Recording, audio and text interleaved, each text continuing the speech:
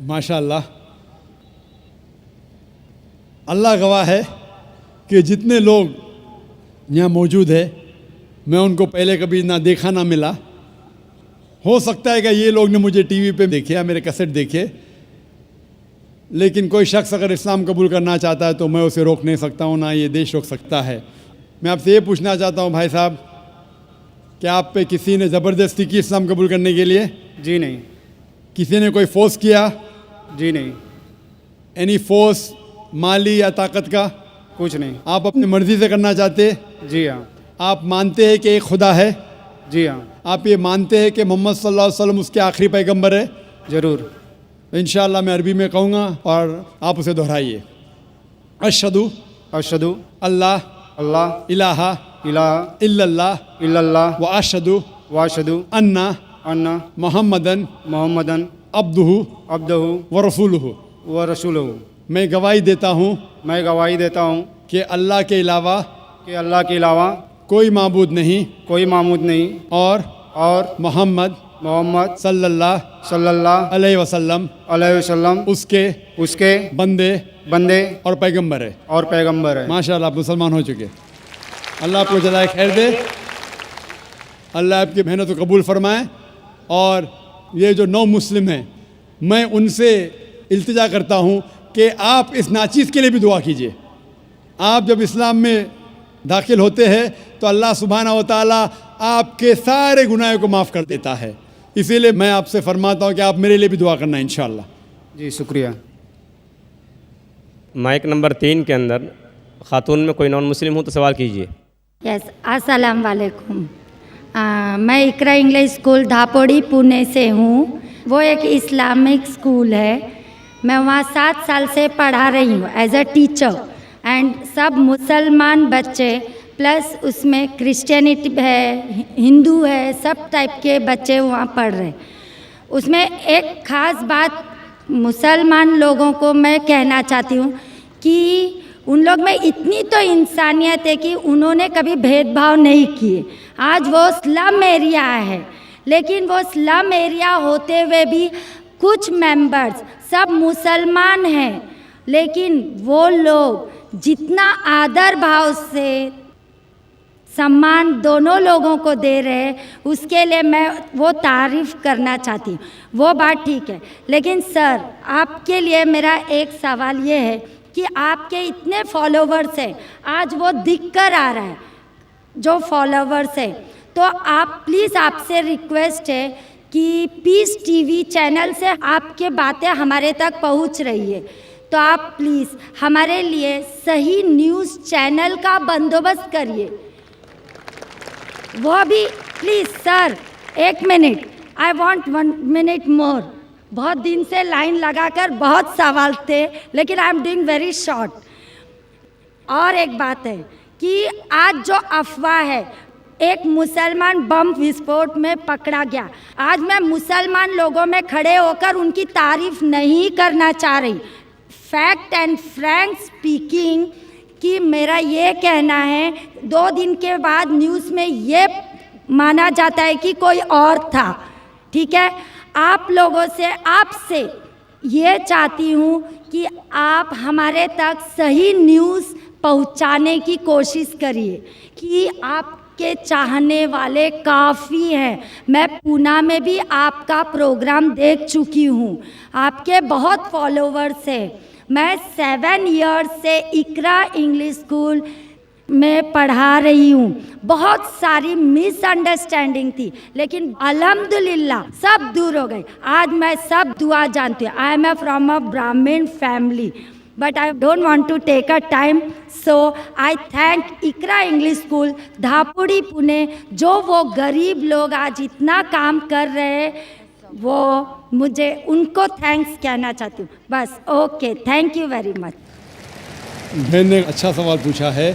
सवाल के पहले ये कहा कि वो एक इस्लामिक इकरा स्कूल में पढ़ाती है, टीचर है दापोली पूना में, और वहाँ के मुसलमान बच्चे, हिंदू बच्चे, क्रिश्चियन बच्चे हैं, लेकिन मुसलमान बच्चे आपस में भेदभाव नहीं करते, जात पात में नहीं मानते। बिल्कुल अच्छी बात है, अल्हम्दुलिल्लाह। बहन का सवाल है कि मेरे मानने वाले बहुत है, ये मैं नहीं जानता हूँ, अल्लाह सुब्हाना व तआला का करम है। जैसा मैंने कहा कि मैं नाचीज़ हूँ, मैं कोशिश करता हूँ कि इस्लाम का पैगाम फैलाऊँ, और इस्लाम के पैगाम के वजह से माशाअल्लाह कई लोग माशाअल्लाह इस पैगाम को सुनते हैं। लेकिन जब भी जिसके भी फॉलोअर्स बढ़ते हैं उसके दुश्मन भी बढ़ते हैं साथ साथ। और हम जानते हैं कि दुनिया में सबसे ज़्यादा माना हुआ शख्स, सबसे बेहतरीन इंसान इस दुनिया में मोहम्मद सल्लल्लाहु अलैहि वसल्लम, इसमें कोई शक नहीं, मोहम्मद सल्लल्लाहु अलैहि वसल्लम। लेकिन सबसे ज़्यादा किताबें अगर कोई शख्स के खिलाफ लिखी गई है वो मोहम्मद सल्लल्लाहु अलैहि वसल्लम के खिलाफ।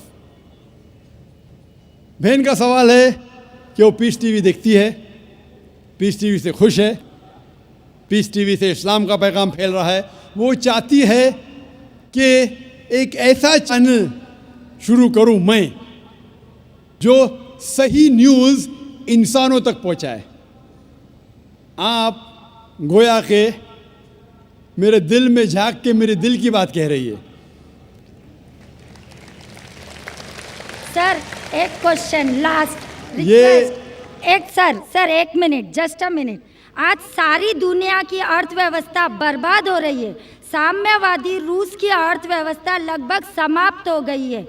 पूंजीवादी अर्थव्यवस्था खत्म होने के कगार पर है। क्या यह सही समय नहीं है कि मुस्लिम अर्थव्यवस्था को लागू कर दिया जाए? Thank you sir. माशाअल्लाह, बहन का काफ़ी मुताल्ला है इस्लाम के बारे में, और वो कह रही है कि इस्लाम सारे जहां में लागू होना चाहिए। वही मैं कहता हूँ, this Quran is the constitution. हर मुल्क का कॉन्स्टिट्यूशन होता है, ये इंसानियत का कॉन्स्टिट्यूशन है कुरान। इसीलिए इस कॉन्फ्रेंस का टाइटल है peace the solution for humanity. Islam इंसानियत के लिए हल। जितना इस्लाम फैलेगा उतनी ही इंसानियत की मुश्किलात दूर होगी। और ये कुरान इज़ द कॉन्स्टिट्यूशन। अगर ये कॉन्स्टिट्यूशन सारी दुनिया में लागू हो जाएगा, इंशाअल्लाह इस दुनिया के इंसानियत की सारी मुश्किलात दूर हो जाएंगी। आपने जैसे फरमाया कि एक न्यूज़ चैनल होना चाहिए, ये मेरी ख्वाहिश है। कई साल पहले एक ख्वाहिश थी कि एक इस्लामिक चैनल शुरू करूं, और जानता हूं कि इस्लामिक चैनल शुरू करना ये कोई खाने की बात नहीं, इट्स एन हरक्यूलेन टास्क। शुरू करने के बाद इस्लाम के मुताबिक, कुरान और हदीस के मुताबिक चलाना तो और मुश्किल काम है। ये अल्लाह ताला, और मैं हमेशा समझता हूँ कि अगर जो भी चीज़ आप करना चाहते, आपको जो भी अल्लाह ताला ने दिया है वसाइल, उससे शुरू करो। आपके पास 100 रुपया, शुरू करो, रुको मत, जब वसाइल आएंगे तो शुरू करूँगा। हमने शुरू किया हमारे इदारे के ज़रिए, अल्लाह ताला ने हमारी मेहनत को कबूल फरमाया।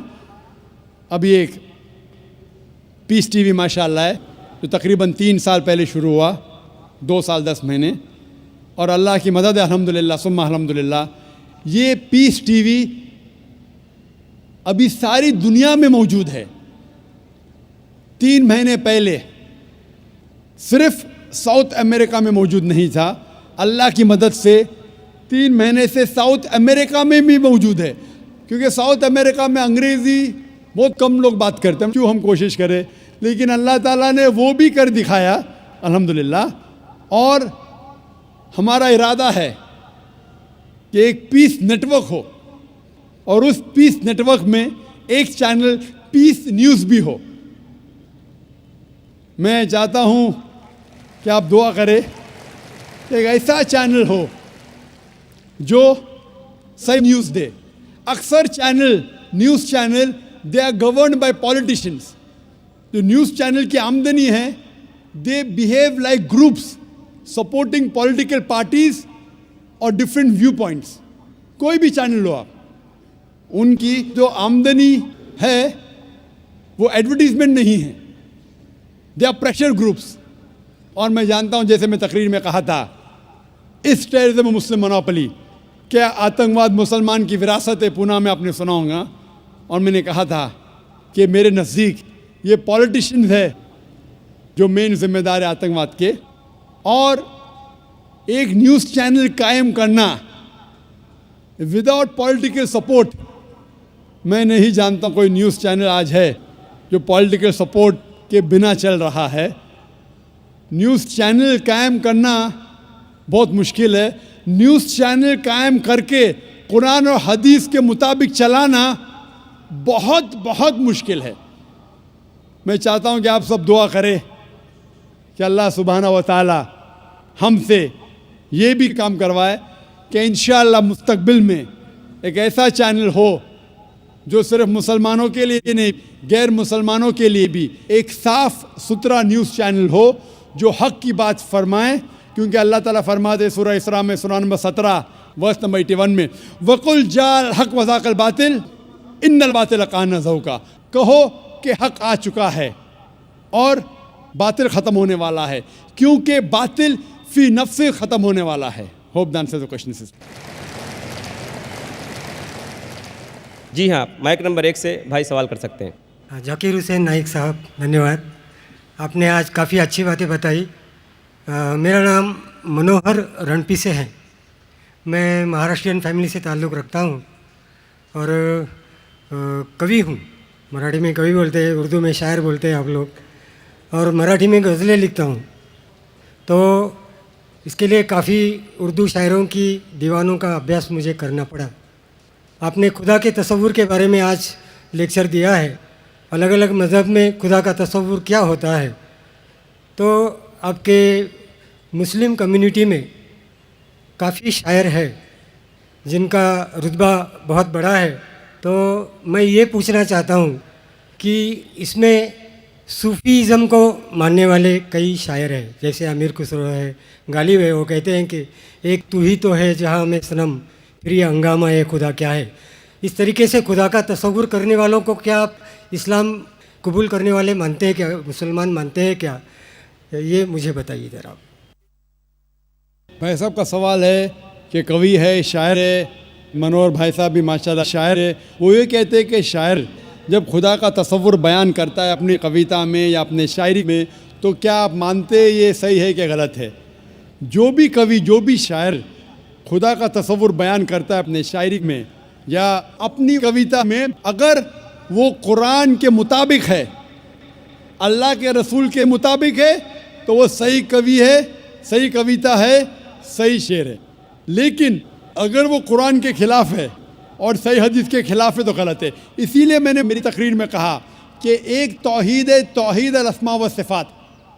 अगर वो तौहीद अल-अस्मा व सिफ़ात, तौहीद रुबूबिया, तौहीद अल-इबादा के ख़िलाफ़ नहीं है तो बिल्कुल सही है। लेकिन कई बार शायर बहक जाते हैं और खुदा का तसव्वुर करते करते बहक जाते हैं और शिर्क करते हैं। लेकिन अगर वो कुरान के मुताबिक है, सही हदीस के मुताबिक है, तो बिल्कुल सही है। और जितने भी शायर, मैं तो शायर नहीं हूँ, ना मैं उर्दू दान हूँ, मैं फ़ारसी जानता हूँ, लेकिन जितने भी शायर हैं, सबसे बेहतरीन शायर जिसने अल्लाह सुब्हाना व तआला के बारे में कहा और इस्लाम का पैगाम बयान किया है, वो है अल्लामा इकबाल। इसीलिए कल एक नशिस्त थी, शिकवा जवाब शिकवा, जो अल्लामा इकबाल का था माशाअल्लाह। उसने शिकवा किया अल्लाह से, किस तरीके से इंसान शिकवा करता है। काफ़ी लोग ने फतवा लगाया कि वो काफिर है। बाद में उनने जवाब दिया, शिकवा का जवाब दिया। जवाब इतना बेहतरीन था माशाअल्लाह कि अल्लाह ने उनके कलाम में तासीर दी माशाअल्लाह। लेकिन जो भी कवि, जो भी शायर कोई भी शायरी करता है, कविता लिखता है, कुरान और सही हदीस के मुताबिक है, वो सही है। अगर इसके खिलाफ है, चाहे कोई भी मज़हब का हो, तो वो गलत है। Hope the answer the question. Mike number 2 में अगर कोई नॉन मुस्लिम भाई हो तो सवाल कर सकते हैं। Yeah, I believe finally I got the time to ask the question. Okay, this is related to the topic you taught today, that is Islamic concept of God, or means you concluded with that. My question is, you used Surah chapter 112, and you said that it is the acid test for any religion or any concept which has to go through it. Now, in this Surah chapter 112, in verse 1, it says, Kulu Allahu Ahad.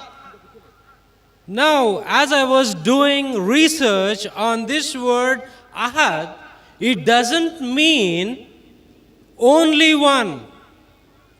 It means one of. Because the same word was used in different verses in the Quran to say one of, not only one.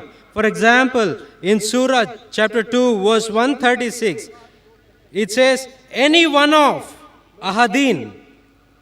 Surah chapter 2, verse 285, it says, any one of Ahadin, any one of his messengers, any one of was translated from the Arabic word Ahadin. Yeah, my question is that it is a deliberate mistranslation. And second question is, Brother, one question at a time because time is limited. Please may I know your name? Peter. Peter भाई ने माशाल्लाह अच्छा सवाल पूछा है और मुझे खुशी है कि आप कुरान पढ़ रहे हैं। मुझे कोई गिला शिकवा नहीं, भले आप कुरान में गलतियां निकालने के लिए पढ़िए, मैं बहुत खुश हूँ। आप कुरान पढ़ेंगे तो ही पता लगेगा कुरान कितनी पाक किताब है।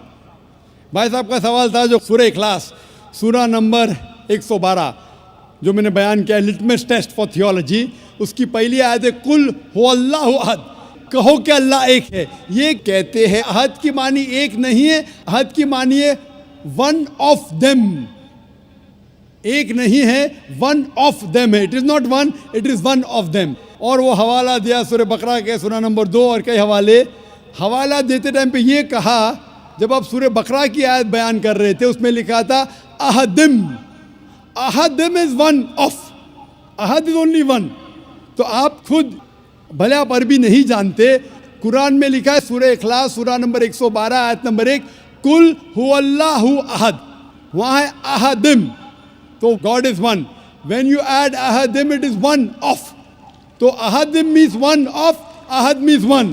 तो आप खुद जानते हैं कि दोनों अल्फाज, द फर्स्ट सूरह इखलास चैप्टर 112 वर्स नंबर 1 सेज कुल हुवल्लाहु अहद, say there is Allah one and only, कि अल्लाह सुब्हाना व तआला एक है।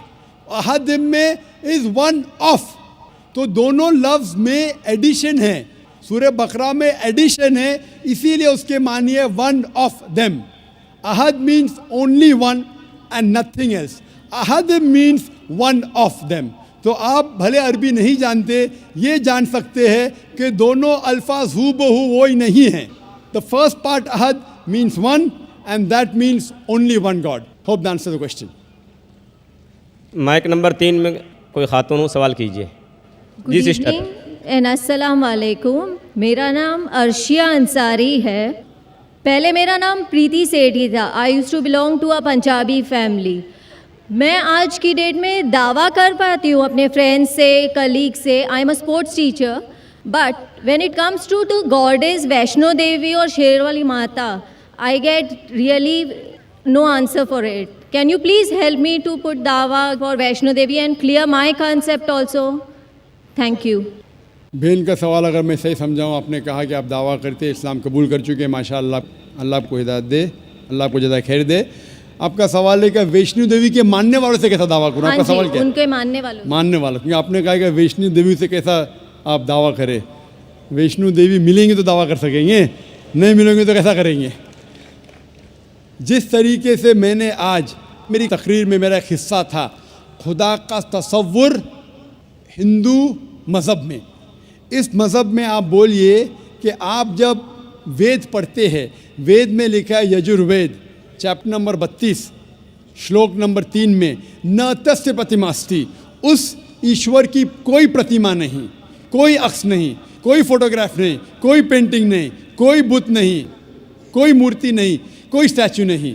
तो जो वैष्णो देवी जो गॉडेस है, इसकी मूर्ति हो ही नहीं सकती। ये जो उन लोग को मिलता है दूसरी किताबों जो हिंदू मज़हब के नीचे की किताबों में हैं। लेकिन जब भी कोई हिंदू मज़हब की किताब में टकराव होता है, वेद की बात और ऊंची होती है। ये सबसे ऊंची किताब है। तो वेद से जब देखेंगे, वेद में कहीं भी नहीं लिखा है कि ईश्वर की प्रतिमा है। हिंदू मज़हब में दो किस्म की किताब है, एक है श्रुति, दूसरी है स्मृति। श्रुति मतलब वो किताब जो ईश्वर की तरफ से आई हुई, स्मृति मतलब वो किताब जो इंसानों ने लिखी है। तो इंसानों की किताब में मिलावट हो चुकी है और इसमें कई चीज़ें हैं जो श्रुति के खिलाफ है। तो आप जब मुताला करेंगे, उनसे ये कहिए कि ये श्रुति में नहीं लिखा है। श्रुति मतलब वेद और उपनिषद। जब आप हवाला देंगे, जिस तरीके से मैं तकरीर में दिया हूँ, उस तरीके से इंशाअल्लाह आप अपने दोस्तों को ये दावत दे सकेंगे कि ईश्वर की कोई प्रतिमा नहीं, कोई अक्स नहीं, कोई मूर्ति नहीं, कोई बुत नहीं। Hope the answer the question. कोई प्रतिमा नहीं है, वहाँ पत्थर है। अगर वैष्णो देवी मंदिर जाएंगे, वहाँ कोई प्रतिमा नहीं है, वहाँ पत्थर है जिसकी पूजा की जाती है। प्रतिमा, जब मैं कहता हूँ अक्स, चाहे पत्थर भी हो वो प्रतिमा में आ जाता है। पत्थर को पूजना हराम है।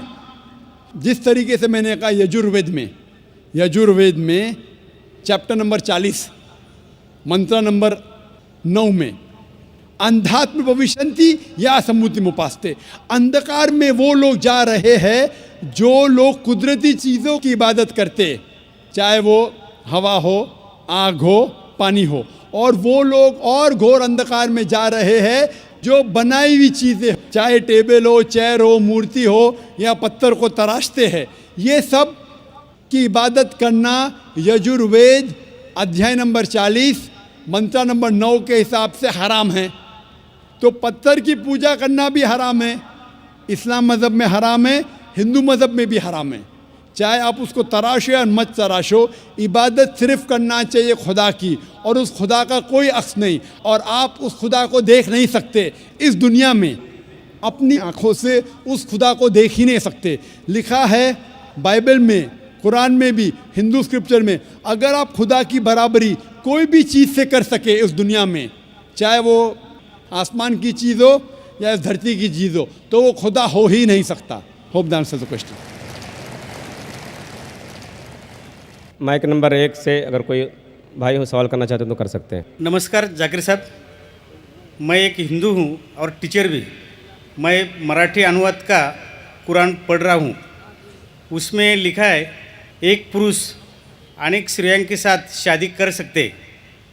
और दूसरा मेरा सवाल है जी हाँ। और तीसरा मेरा प्रश्न है, पहला प्रश्न क्या है?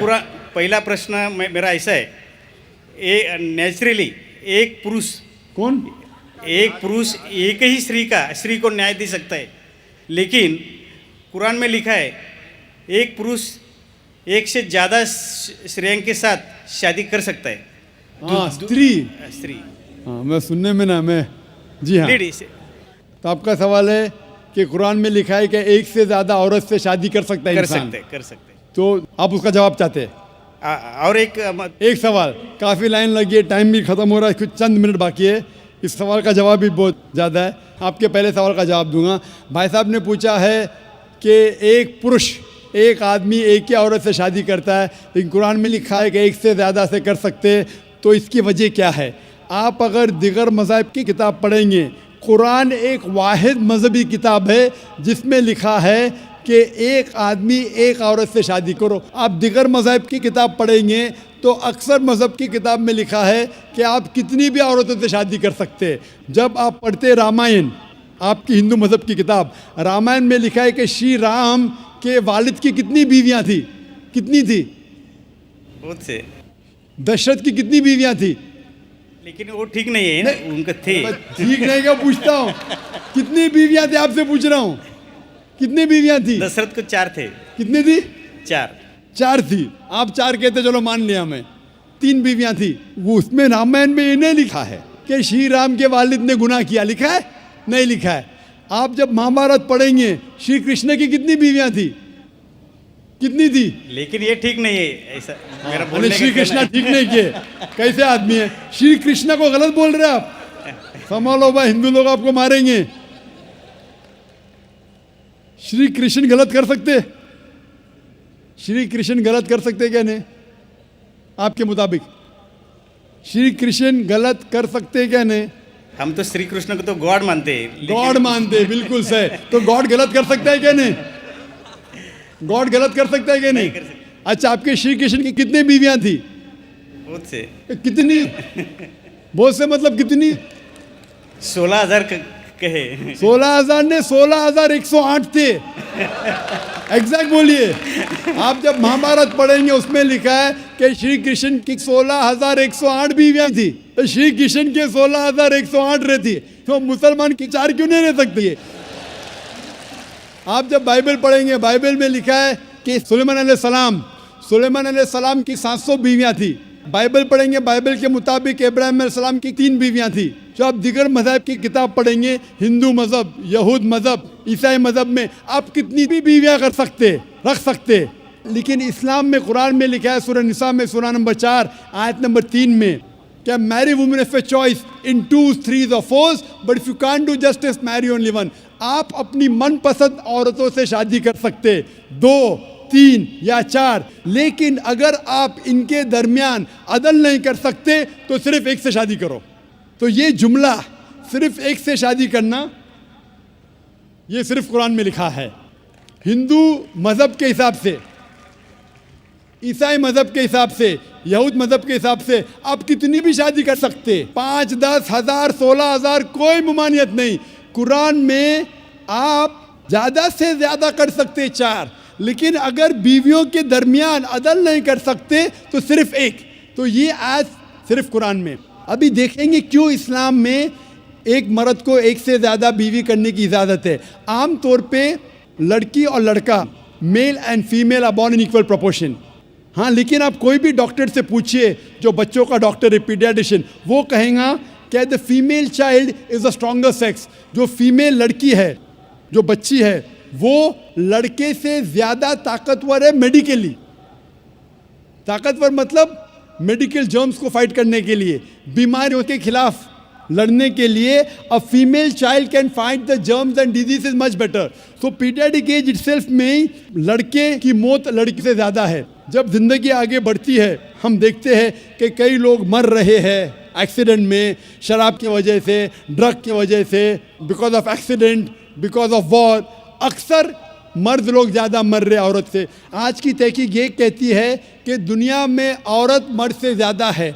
सिर्फ न्यूयॉर्क के अंदर 10 लाख से ज़्यादा औरतें मर्द से ज़्यादा है। सिर्फ यूएसए में 7.8 million females, 78 lakh females are more than males. In Germany alone 50 lakh female male से ज़्यादा है। यूके में सिर्फ 40 लाख औरतें आदमियों से ज़्यादा है। रशिया में 90 लाख औरतें आदमी से ज़्यादा है। अल्लाह सुब्हानहू व तआला जानता है कितनी लाखों औरतें, करोड़ों औरतें आदमी से ज़्यादा है। सिर्फ चंद ममालिक में, इंडिया और दिगर थर्ड वर्ल्ड कंट्री में औरतें मर्द से कम हैं, क्योंकि हिंदुस्तान में फीमेल इन्फेंटिसाइड है, फीमेल फीटिसाइड है। बच्चा पैदा होने के पहले पता चल जाता लड़की है तो उसको अबॉर्शन करो। लड़की पैदा होती है, तमिलनाडु गवर्नमेंट हॉस्पिटल के हिसाब से 10 लड़कियां जब पैदा होती है, 10 में से 4 का कत्ल किया जाता है। ये नाजायज़ चीज़ जब ख़त्म होंगी तो हिंदुस्तान में भी लड़कियों की तादाद आदमियों से ज़्यादा होगी। हम जब तहकीक करते पता चलता है कि दुनिया में करोड़ों औरतें मर्द से ज़्यादा है। मिसाल के तौर पे आपकी बहन या मेरी बहन यूएसए में रह रही है और मार्केट सैचुरेटेड है, हर आदमी ने एक औरत से शादी कर ली, फिर भी 78 लाख 7.8 मिलियन फीमेल को शोहर नहीं मिलेगा। हो सकता है कि आपकी बहन या मेरी बहन उन 7.8 मिलियन फीमेल में से जिनको शोहर नहीं मिला, उनके लिए सिर्फ 2 रास्ते हैं। एक रास्ता है कि वो ऐसे आदमी से शादी करे जिसकी बीवी मौजूद है, या वो बाज़ार की औरत बन जाए, बाज़ार की जीनत बन जाए। आप कहेंगे ज़ाकिर, बाज़ार की जीनत, इतना वाहियात लफ्ज़, ये सबसे सोफिस्टिकेटेड वर्ड है, पब्लिक प्रॉपर्टी। इससे अच्छा वर्ड मैं इस्तेमाल ही नहीं कर सकता हूँ। और कोई भी मॉडेस्ट लड़की, औरत ये कहेंगी कि जब दोनों के बीच में चॉइस है, मैं पसंद करूँगी एक आदमी की बीवी बनूँ जिसकी बीवी मौजूद है, बनिस्बत बाजार की जीनत बनूं। और आप देखते हैं कि यूएसए में एक आदमी 8 औरतों से जिना करता है शादी करने के पहले। कितने? 8। कोई करता है 2, कोई करता है 4, कोई नहीं करता है, कोई 20। एवरेज स्टैटिस्टिक्स कहती है कि 8 औरतों से जिना करता है शादी करने के पहले, शादी करने के बाद नहीं लिखा है कितनी। ये यूएसए ये नहीं तस्लीम करता कि 2 बीवी। क्यों?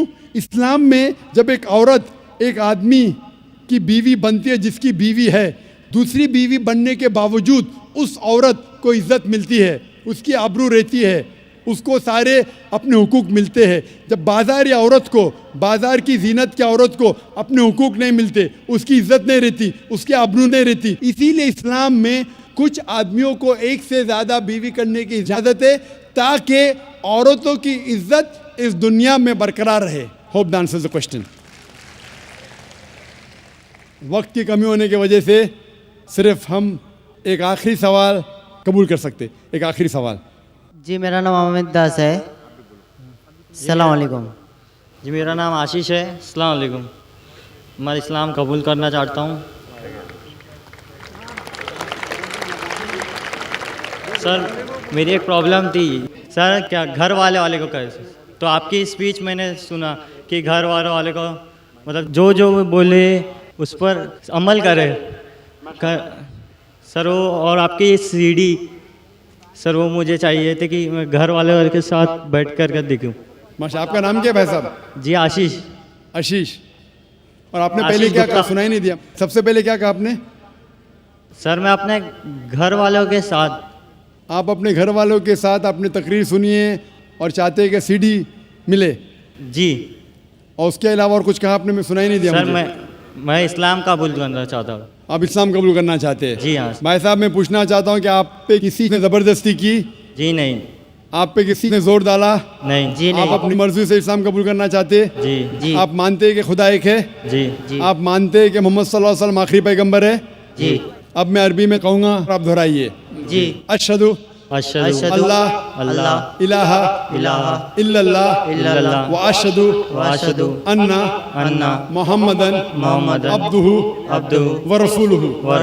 मैं गवाही देता हूँ कि अल्लाह के अलावा कोई माबूद नहीं है और मोहम्मद सल्लल्लाहु अलैहि वसल्लम उसके बंदे और पैगंबर है।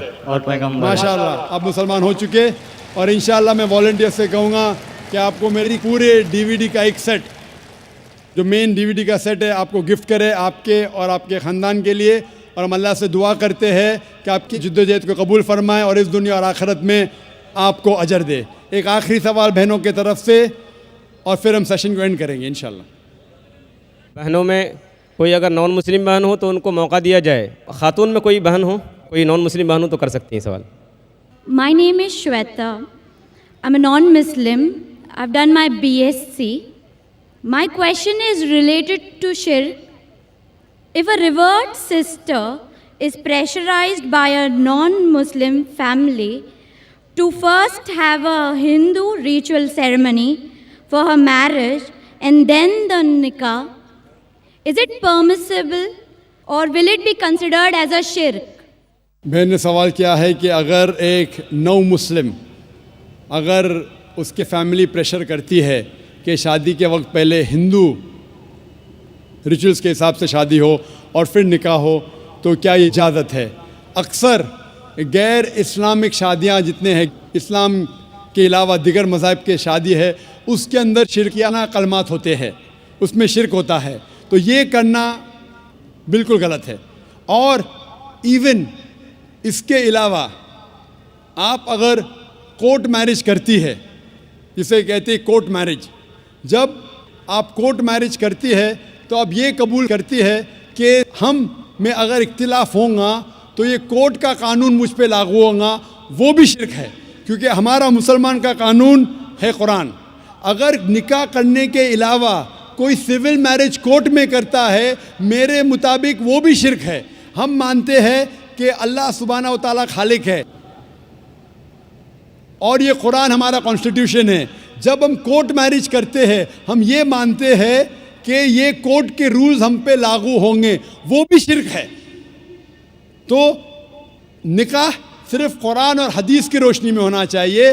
अगर कोई दिगर मज़ाहिब के जो रिचुअल्स है जिसमें शिरकियाना कलमात है, या कोई डिफरेंट कंट्री है जो कहती है कि ये कानून सबसे आखिर है, उसका मतलब कुरान के ऊपर है, तो ये भी शिर्क है, ये करना गलत है। Hope that answers the question. व आखिर दावाना अल्हम्दुलिल्लाहि रब्बिल आलमीन।